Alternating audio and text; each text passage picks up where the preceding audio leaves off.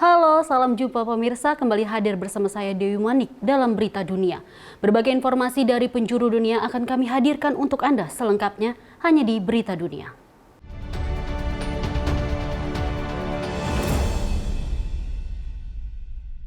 Pemirsa, informasi pertama, penetapan upah minimum menjadi isu kontroversial di Amerika Serikat.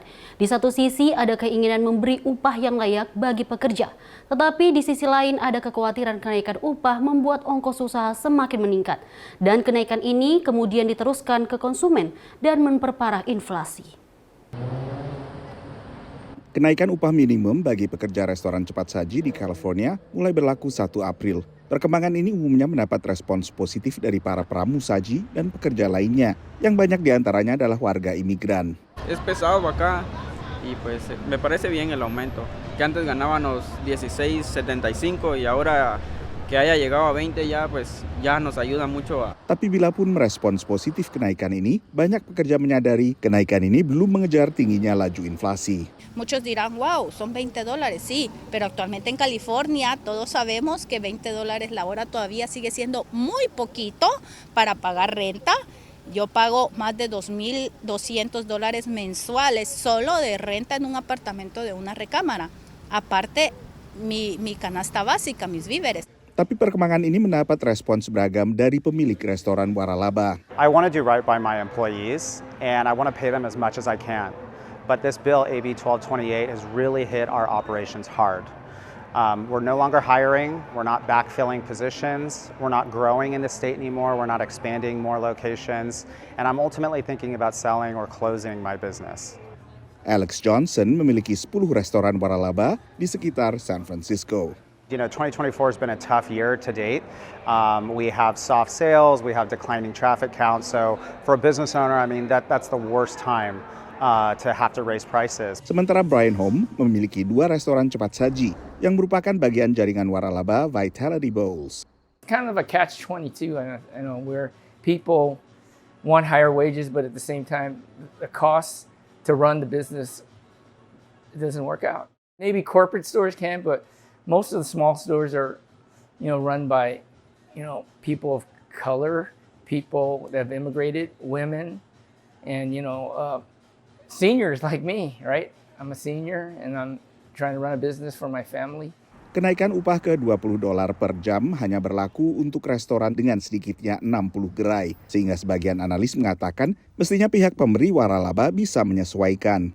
Employers have had it very good. Profits are high in the industry. And so there's also room for them to absorb the wage increases. Diperkirakan ada sekitar 500,000 pekerja restoran di California yang terpengaruh oleh kenaikan upah ini. California adalah satu dari hanya 7 negara bagian dari seluruh negara bagian di Amerika Serikat berjumlah 50 yang memberlakukan upah minimum $15 per jam atau lebih. Secara federal, angka upah minimum ini masih berada pada level $7.25 per jam. Dan ini belum diubah sejak 2009. Dari Washington DC, saya Nova Purwadi dan tim VOA.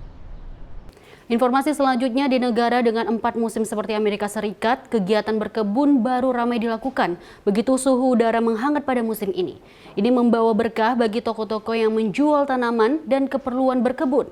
Meski pemilik toko mengeluh, penjualan belakangan tak setinggi beberapa tahun sebelumnya.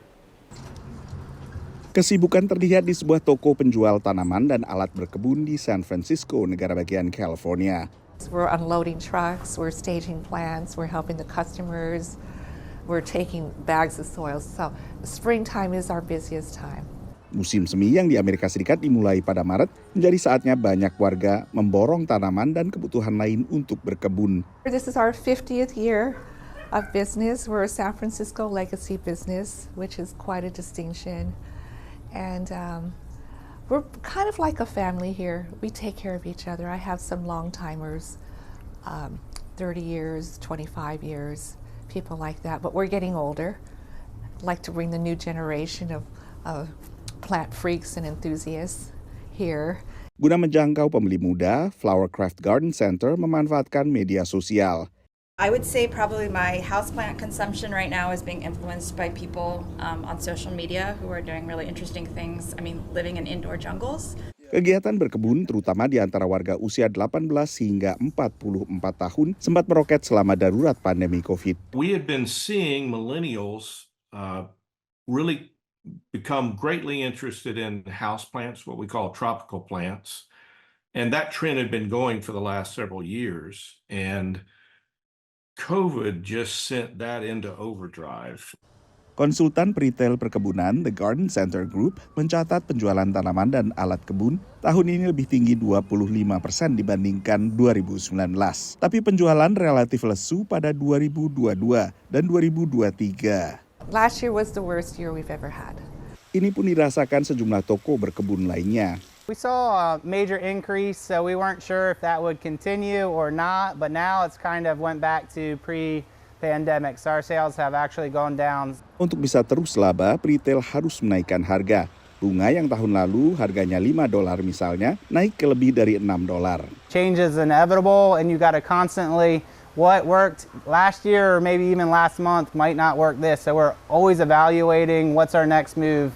Faktor cuaca juga ikut berdampak. California misalnya mengalami curah hujan melebihi biasanya selama 2023. Perkembangan ini membawa dampak positif kepada lahan pertanian yang lama mengalami kekeringan, tapi juga menyurutkan minat banyak warga untuk menjalani kegiatan berkebun. Musim semi selama 12 pekan menjadi masa-masa tersibuk bagi toko yang menjual tanaman dan juga keperluan berkebun lainnya.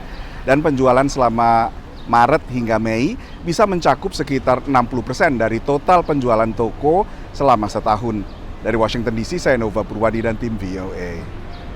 Pemirsa, informasi selanjutnya, para peneliti di Universitas Southern California di Amerika Serikat memanfaatkan pembelajaran mesin untuk menganalisis hasil pemindaian otak. Analisis ini terhadap ribuan pemindaian otak memprediksi secara lebih tepat penyakit yang terkait penuaan, termasuk penyakit Alzheimer. Para peneliti di Universitas Southern California memakai pemindaian resonansi magnetik atau MRI untuk menentukan usia biologis otak manusia yang mungkin tidak selalu sesuai dengan usia kronologis seseorang, menurut Andre Irimia, asisten profesor di Fakultas Gerontologi Leonard Davis di USC. If a 45-year-old has the brain of a 55-year-old due to poor lifestyle choices, then that can also increase risk for disease, because brains that are biologically older are typically a lot likelier to become ill and they have higher risk for neurodegenerative disease, including Alzheimer's disease. Tim USC memanfaatkan pembelajaran mesin untuk mengembangkan program yang dilatih dengan 4.800 pemindaian MRI otak yang sehat yang kemudian diuji cobakan pada 300 pasien dengan penyakit neurogeneratif. Pembuat perangkat lunak Paul Bogdan mengintegrasikan kaca pembesar untuk memperbesar wilayah otak yang berbeda ke dalam arsitektur pembelajaran mendalam pada program ini. The role of the deep learning architecture is to look at each region in the three-dimensional space, see if that particular region contributes to predicting the age, and if it does, it also quantifies how much it can help to predict the age of the brain. Menurut Paul, dengan melakukan pembesaran citra, maka bisa diperoleh analisis yang lebih kaya tentang penuaan otak antara laki-laki dan perempuan. Karena setiap jenis kelamin memiliki perubahan berbeda yang terjadi di area otak yang berbeda. Menurut para peneliti, manfaat medis lainnya dari pembelajaran mesin adalah kemungkinan penyaringan sel darah yang bersirkulasi untuk mengidentifikasi kanker. Dari Arlington, Virginia, saya Helmi Yohanes dan tim VOA. Para petani coklat di negara penghasil kakao terbesar di dunia mengalami penurunan pendapatan yang signifikan sejak pandemi COVID melanda. Menurut laporan Badan Amal Oxfam, di pihak lain sejumlah produsen coklat terbesar mencatat peningkatan keuntungan. Ghana adalah produsen kakao terbesar kedua di dunia. Tapi pendapatan petani di negara ini turun rata-rata 16% sejak dimulainya pandemi COVID pada tahun 2020, menurut analisis Oxfam. COVID, of course, was a big disruption, but then also the war in Ukraine and the resulting economic crisis, coupled with some more longer-term challenges, like the impact of climate change and aging farms, which is a big issue in Ghana. Menurut Oxfam, banyak petani kakao Ghana bertahan hidup hanya dengan penghasilan $2 atau sekitar Rp30.000 per hari. Lower incomes really have shown to facilitate the use of children on farms, so child labor, which is a big problem, of course, in Ghana and other cocoa-producing countries, but also deforestation, that farmers are more likely to go out and cut down more trees in order to expand their farms, in order to make a living. Pada saat yang sama, menurut Oxfam, laba perusahaan-perusahaan coklat terbesar dunia seperti Hershey, Lindt & Sprungly, Mondelez, dan Nestle meningkat 16% sejak pandemi.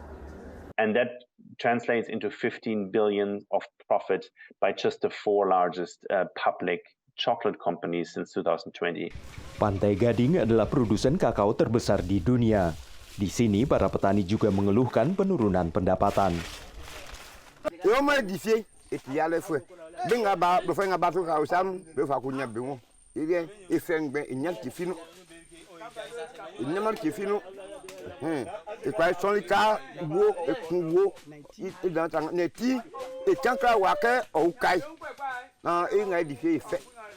Pemerintah Ghana dan Pantai Gading menandatangani kesepakatan tahun 2021 untuk mencoba mendapatkan bagian lebih besar dari keuntungan industri coklat dengan menetapkan harga minimum dan mendapatkan premi tunai per ton kakao yang adalah jumlah tambahan yang dibayarkan langsung kepada para petani di atas harga komersial kakao.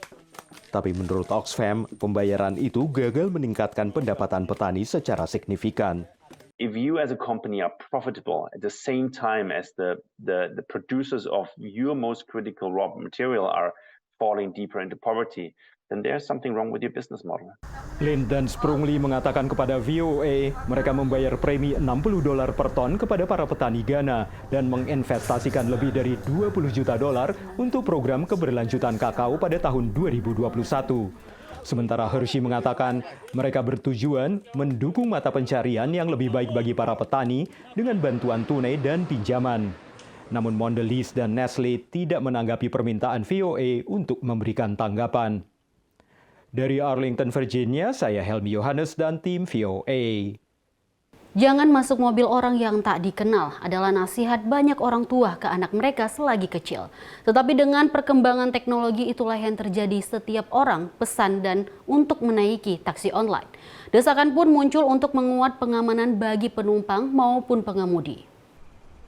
Semakin banyak warga Amerika Serikat bekerja sebagai sopir taksi online seperti Uber dan Lyft. Menurut survei oleh lembaga Pew Research Center, sedikitnya 16% warga AS pernah menjadi supir layanan seperti ini. Dan sekitar 35% di antara mereka pernah merasa tidak aman saat menyetir. In 2022, 31 drivers were murdered doing gig work. And that really comes out of just the lack of support we have from the corporations. Salah satu insiden paling mengerikan baru-baru ini adalah seorang supir Uber Eats dibunuh dan dimutilasi setelah mengantar pesanan makanan di Florida. I'm scared as hell, excuse my language, because I'm out here at night and I did many deliveries in the same area. Masih di Florida karena hampir salah antar, mobil seorang supir ditembaki. Instead of just calling the police and have trespassers on my own, he decided to shoot. Aktivis menilai posisi supir lepasan membuat perlindungan mereka tak maksimal. I've given rides before where I would want to let this person off at some point, but maybe I'm on the highway, they're intoxicated, I don't want to escalate the situation.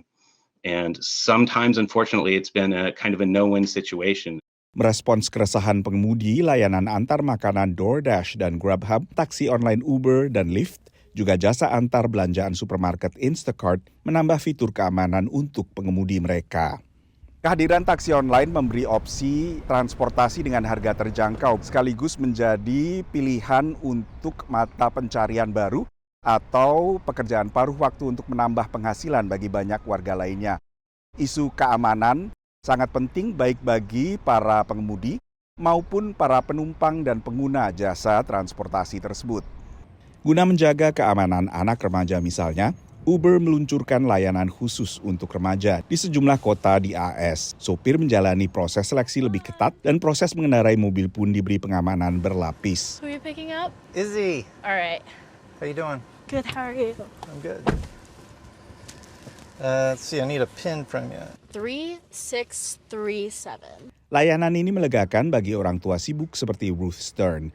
One kid needs to be picked up from school, another kid needs to get to an activity, there's a doctor's appointment that you didn't anticipate, so it's a constant juggle. I couldn't be two places at once, and I could get my child home safely from a location and still be with my other child. Layanan khusus remaja ini diluncurkan Uber bermitra dengan organisasi keamanan anak Safe Kids Worldwide. There are some non-negotiables as they roll out this platform, but making sure kids buckle up every ride, every time. Selain pengamanan tambahan, orang tua juga bisa melacak keberadaan sang anak. Dari Washington DC, Nova Purwadi dan tim VOA.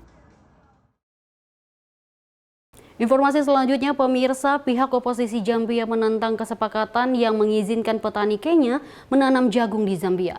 Ini untuk memenuhi kebutuhan domestik menurut oposisi. Para petani Zambia harus diberi prioritas untuk bertani yang menghasilkan diekspor ke Kenya.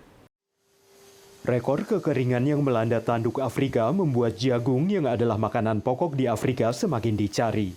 Zambia adalah salah satu pemasok jagung terbesar di Afrika Sub-Sahara dan menurut polisi, tingginya permintaan akan jagung memicu penyelundupan ke negara tetangga seperti Republik Demokratik Kongo dan menyebabkan kelangkaan di dalam negeri. Meski ada masalah pasokan di dalam negeri, Zambia Maret lalu menandatangani kesepakatan kontroversial dengan Kenya untuk mengizinkan para petani Kenya menanam jagung di Zambia yang hasilnya diekspor ke Kenya. Hal ini dikritik pihak oposisi dari Kongres Demokratik Nasional. We do have a lot of farmers in this country, and the government also can empower a lot of subsistence farmers so that they grow a lot of maize and they export. Why do they have to involve Kenyans in doing that? Let them deal with the Zambians alone. Pengadilan Tinggi Kenya bulan April menangguhkan sementara kesepakatan tersebut setelah Partai Petani Kenya berargumen persetujuan itu tidak konstitusional. Sidang berikutnya dijadwalkan bulan Mei ini. Jika kesepakatan berjalan sesuai rencana, sejumlah analis berpendapat hal itu akan menguntungkan Zambia dan Kenya. And that step that had been taken by the two governments was going to be a step in the right direction in terms of creating job opportunities within the continent, but also getting to deal with the food security concerns within the continent. Pemerintah Zambia menolak permintaan VOA untuk memberikan komentar. Namun pejabat penerangan menyediakan video yang tayang di televisi pemerintah yang menurut mereka menunjukkan Presiden Zambia Hakainde Hichilema bertemu para petani, penggiling dan pedagang biji-bijian pada bulan April untuk membahas kesepakatan jagung dengan Kenya. We respect what you do. We respect what farmers do. But let's also support farmers so that they too can make money. Baik Kementerian Pertanian Zambia maupun Kenya menolak permintaan VOA untuk memberikan tanggapan mengenai kesepakatan pertanian jagung itu yang memungkinkan petani Kenya menanam jagung di Zambia. Dari Arlington, Virginia, saya Heldi Yohanes dan tim VOA. Pemirsa ya, peneliti yang baru dimuat di jurnal ilmiah Nature Sustainability menemukan 6.000 lebih di 124 negara bakal bisa mandiri energi menggunakan teknologi panel surya terapung. Teknologi ini masih relatif tak dikenal dibandingkan panel surya konvensional, tetapi juga berperan dalam konservasi air. Panel surya terapung menjadi alternatif baru di Amerika Serikat di tengah upaya memperluas penggunaan energi hijau. Perusahaan listrik Duke Energy menargetkan produksi listrik nol emisi karbon pada tahun 2050. Dan salah satu upayanya adalah pengembangan pembangkit listrik tenaga surya dengan panel surya terapung di negara bagian Florida ini. It's really important to do these innovative projects and test out new technology. We always need to find new ways to have clean energy on the grid.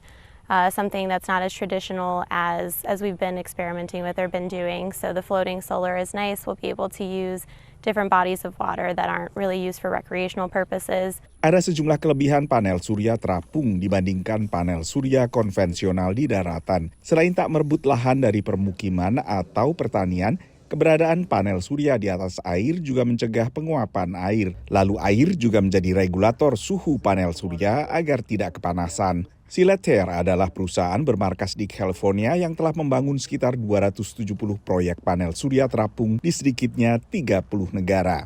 So this is one of our anchor points. So the islands are anchored on all four sides. So all four sides around the perimeter of the island have these anchors. These are plate anchors. They're driven into the bank here with a jackhammer. And actually this anchor goes down about 20 feet into the ground. And as you can see, there's a shackle and 2 mooring lines attached to this single anchor point. And those mooring lines go out to 2 points on the island. Sebagian besar panel surya terapung saat ini berada di Asia. Asia took off pretty quickly. Asia, especially island nations like Japan and Taiwan, were very keen on floating solar because they just didn't have a lot of land for large-scale ground mount solar. So that's been our fastest growing market and continues to be our fastest growing market. Tapi AS yang tengah galakkan tenaga surya dan energi terbarukan lain juga menjadi pasar potensial. Here in the U.S., where we have more land, what we're seeing is where we have population density islands. In California, in the Northeast, and Florida, those are the hot markets here in the U.S., where again, they don't have land or land is very expensive. Peneliti saat ini sedang menelaah apakah panel surya terapung menyebabkan gelombang elektromagnetik yang mengganggu habitat satwa dan tanaman liar. Sejauh ini peneliti belum menemukan adanya dampak buruk terhadap lingkungan. Tapi satu lagi hal yang menjadi kendala pembangunan panel surya terapung adalah biaya pemasangannya saat ini lebih mahal 10 hingga 15% dibandingkan panel surya konvensional. Dari Washington DC, saya Nova Purwadi dan tim VOA. Informasi tadi pemirsa sebagai penutup jumpa kita kali ini, tetap saksikan berita dunia hanya di Sinpo TV. Saya Dewi Manik dan mewakili tim yang bertugas pamit undur diri. Terima kasih, sampai jumpa.